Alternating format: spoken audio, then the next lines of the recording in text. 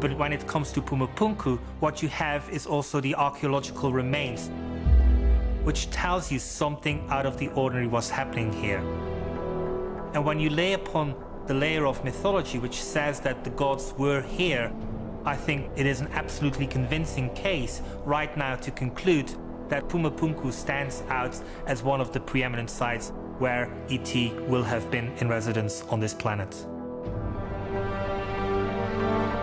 And so the question then is, Pumapunku being a base camp for an ET civilization here on planet Earth, if they left, does that potentially mean that when they left, that somehow they destroyed Pumapunku as well?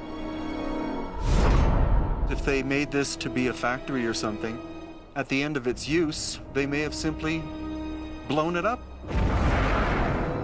because they didn't want anyone to use the technology that they had left behind. The ancient Indian epics, the Ramayana, part of the Mahabharata, they're talking about these horrific wars that happened in the past with airships, these vimanas, spacecraft, huge destructive weapons like atomic weapons. So maybe Pumapunku was destroyed in this ancient planetary war. Since it is unique to the area, it may have been an outstation or something for another civilization, possibly from India, possibly from Atlantis, possibly from outer space. Exactly.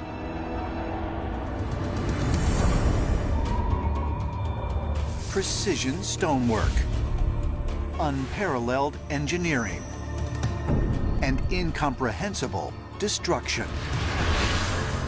Was Pumapunku really built by extraterrestrial travelers? And if so, what was its purpose?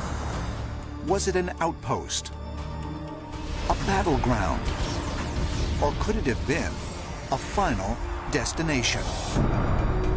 Perhaps one day we will solve the riddle and find out once and for all just who we are and why we are here.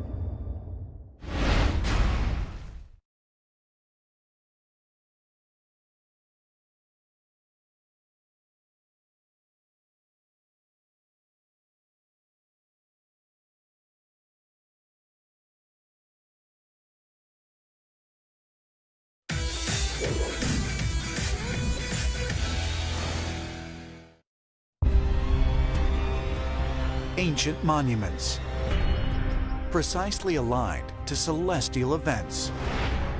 History written in stone, honoring otherworldly rulers. And a calendar accurately predicting shifts in the Earth's axis every 26,000 years. Did the Maya of Central America really create one of the most advanced civilizations of ancient times? Or did their intelligence originate from somewhere else? Perhaps out of this world. They didn't have metal, they didn't have electricity. What they did have is advanced mythology, advanced language, and advanced religious culture. They understood astronomy to an incredible degree, more so than any of the societies at the time. The Mayans were absolutely convinced that timing was crucial because the gods were going to come back. Lord Pakal's sarcophagus was his spaceship. He's the original rocket man. Millions of people around the world believe we have been visited in the past by extraterrestrial beings. What if it were true? Did ancient aliens really help to shape our history? And if so, did they plot the success and demise of the ancient Maya civilization?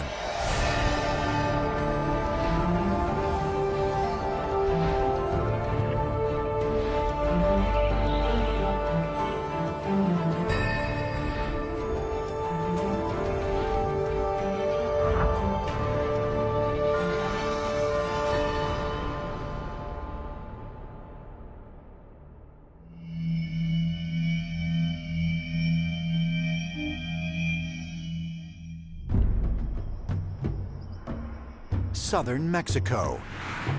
Surrounded by dense forests in the foothills of the Tambala Mountains lie the ruins of the ancient Mayan city of Palenque. Established as early as 1800 BC, Palenque was one of the key population centers of the ancient Maya civilization that dominated present-day Central America for nearly 2,000 years. Without metal tools, the wheel, or pack animals, the Maya built cities like Palenque across a vast region with incredible architectural precision.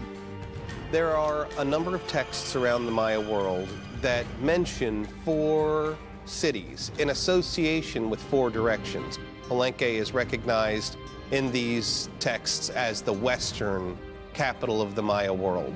The southern one was Copan, the eastern one was Tikal, and the northernmost one was Calakmul. What I find the most impressive about them is that they were able to build a civilization out of the jungle. Jungles have really thin topsoil, and for them to be able to support a huge population, which is 20 or 30 times what the population is in that area today, is amazing. Regarded by scholars as one of the most sophisticated and complex civilizations in the ancient world, Maya triumphs included numerous scientific achievements in agriculture, engineering, and astronomy. They didn't have a lot of things that we think of as the hallmarks of advancement, but what they did have is advanced mythology, advanced language, an advanced religious culture.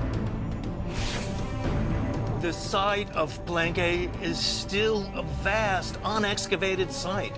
They think that only 10% of the city has so far been excavated by archaeologists. The aqueduct system here at Palenque was very sophisticated, and the Mayans were actually able to have water pressure by siphoning water channels off of the main river. All the Mayan cities had ball courts in them where they played this celestial game where the players would knock a rubber ball through a stone or wooden hoop. It's thought that this is a representation of alignments of the sun.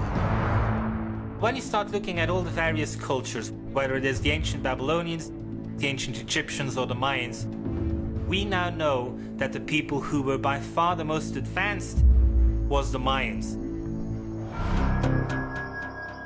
According to mainstream historians, by the 9th century, the great Maya cities were abandoned, and the Maya people had vanished. But why? Many blame the disappearance of the Maya on war, overpopulation, and drought. But might the Maya have left behind clues to suggest that their origin and destiny had been plotted by otherworldly forces? 1952, archaeologist Alberto Ruiz discovers the pyramid tomb of King Pakal, who ruled over the ancient Mayan city of Palenque from 615 to 683. During his nearly 70-year reign, Pakal transformed Palenque, creating some of the most significant inscriptions and monuments of the ancient Maya civilization. The city of Palenque was sacked by the ruler of Calakmul. So this was really tragic for the city itself. And it sets the stage for Hanab Pakal himself, who becomes king at a very early age, and then takes this city that's been destroyed and now brings it up to what becomes one of the most important cities of the late classic period. This is the famous Temple of the Inscriptions behind me, perhaps the most famous pyramid in all of the Mayan world. It was in 1948 that the French-Mexican archaeologist Alberto Ruiz began his excavations at the top of the Temple of Inscriptions. What he found there